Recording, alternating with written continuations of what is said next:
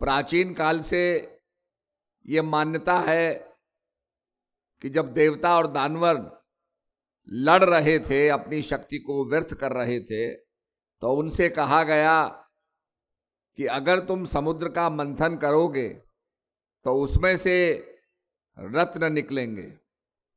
जब ये मथनी, जो समुद्र मंथन की मथनी थी, इसको घुमाया गया, चर्निंग ऑफ द ओशन हुआ, समुद्र के अंदर सब चीजें सतह में चली जाती हैं, दे सेटल डाउन। ऐसे ही समुद्र के गर्भ में बड़े रत्न थे, चर्निंग ऑफ द ओशन हुआ, समुद्र मथने लगा और मथने से रत्न निकले। हलाहल विष भी निकला। हलाहल विष निकला तो शंकर भगवान ने उसका पान किया। किसी के अंदर साहस नहीं था, there was nobody there कि जो उसको पी सके। सबने कहा महाराज आप पियो, संसार मर रहा है। तो भगवान शंकर ने उसका पान किया, पर गले से नीचे नहीं उतारा, गले तक ही रखा। तो उनको हम नीलकंठ कहते हैं, नीलाकंठ हो गया। कोई भी हम बुराई देखते हैं तो नीचे नहीं उतारनी चाहिए, शरीर में नहीं उतारना चाहिए। अगर सांप काट ले तो कहते हैं या तो रस्सी बांध दो, खून का संचार मत होने दो।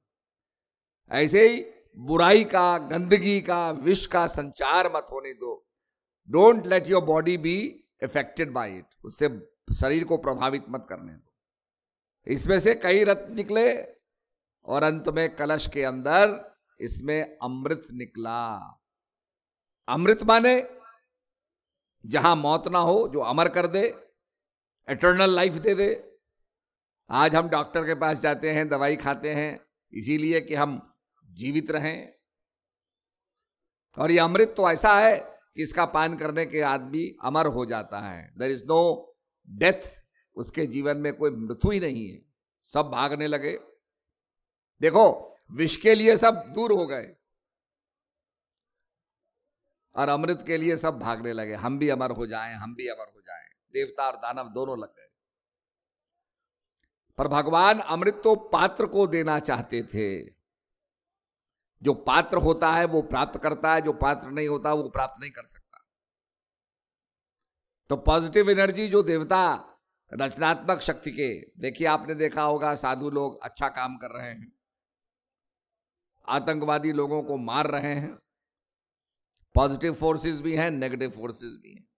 और जब अमृत निकला तो भगवान ने मोहिनी रूप बनाया, मोहने वाला रूप बनाया, भागे भगवान। तो उससे कलश से 4 बूंदें गिरी। यह माना जाता है 1 बूंद प्रयागराज में गिरी, 1 हरिद्वार में गिरी, 1 उज्जैन में गिरी और 1 नासिक में गिरी। जो ज्ञानी लोग हैं, आप लोगों को ज्ञान मिला है, आपको पता है 4 बूंदों का मतलब होता है 4 क्रिया जो हमें अमर बनाती हैं, अमरता प्रदान करती हैं। जो कथा की दृष्टि से देखते हैं वो कहते हैं साहब 4 जगह बूंदे गिरी, 4 जगह 12-12 साल के बाद हम कुंभ मनाते हैं।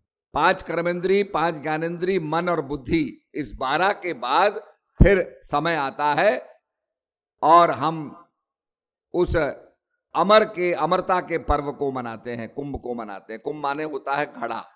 ये मट्टी है, इसी का घड़ा बनता है और जब उसे पकाया जाता है तो उसमें शक्ति आ जाती है कि पानी को कंटेन कर सके।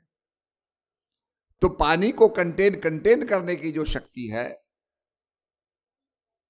ये बहुत बड़ी शक्ति है और वो घड़े के अंदर विद्यमान होती है, इसलिए इसको कुंभ कहते हैं।